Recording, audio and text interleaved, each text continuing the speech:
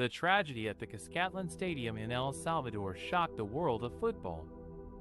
At least 12 people died and more than 100 were injured in a crowd crush at the stadium, which has an official capacity of more than 44,000 fans. The incident occurred on Saturday, May 21st, during a playoff quarterfinal game between Alianza and Club Deportivo Foz. The game was stopped in the 21st minute and later abandoned as authorities attended to the victims. What caused the deadly crush? According to officials, there was severe overcrowding outside an entry gate, with reports of fake match tickets being sold. Some fans tried to force their way into the stadium, while others were pushed against the barriers. The National Civil Police described the incident as a stampede and said they would conduct a criminal investigation into what happened.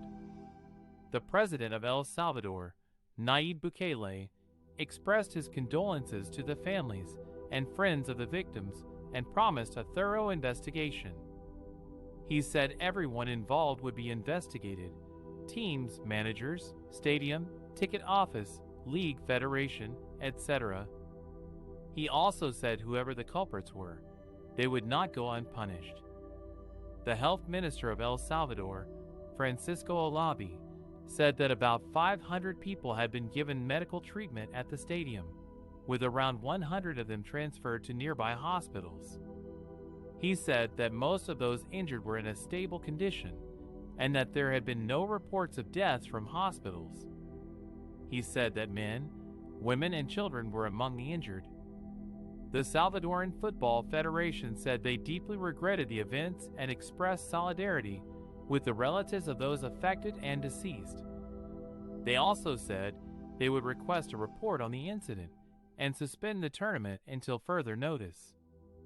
They called for a meeting with the National Security Commission for Sport Venues on Sunday.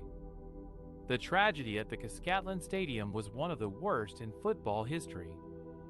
It reminded many of similar incidents that have occurred in other countries, such as Indonesia, Egypt, Ghana, and England. It also raised questions about the safety and security of football stadiums and fans around the world. The police and the government are investigating the causes of the incident, including reports of fake match tickets being sold and only 2 gates being open for entry. According to the National Civil Police Director Mauricio Ariaza, preliminary reports point to a crush of fans who tried to enter the stadium through one of the 2 open gates.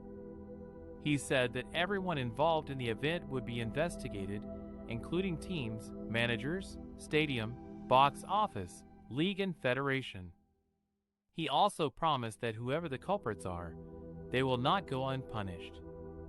Some fans who witnessed the tragedy said that there were only 2 gates open in the whole stadium, which has an official capacity of more than 44,000 fans. They said that the people outside wanted to force their way in, and they all fell on them. They also said that children and elderly people were affected and that they had to kick down the gate to get some air because they were suffocating. Another factor that may have contributed to the overcrowding was the sale of fake match tickets.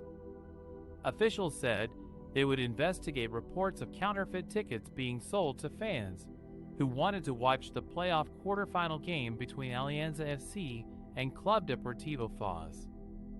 The president of El Salvador, Nayib Bukele, said that the National Civil Police and the Attorney General's office would conduct a thorough investigation into the events at the stadium.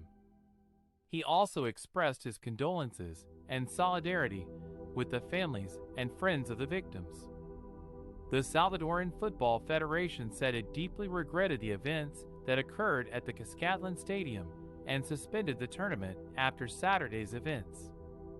It also called for a meeting with the National Security Commission for Sport Venues on Sunday. The health minister, Francisco Olabi, said that about 500 people had been given medical treatment at the stadium, with around 100 of those transferred to nearby hospitals. He said that most of those injured are in a stable condition and that there have been no reports of deaths from hospitals.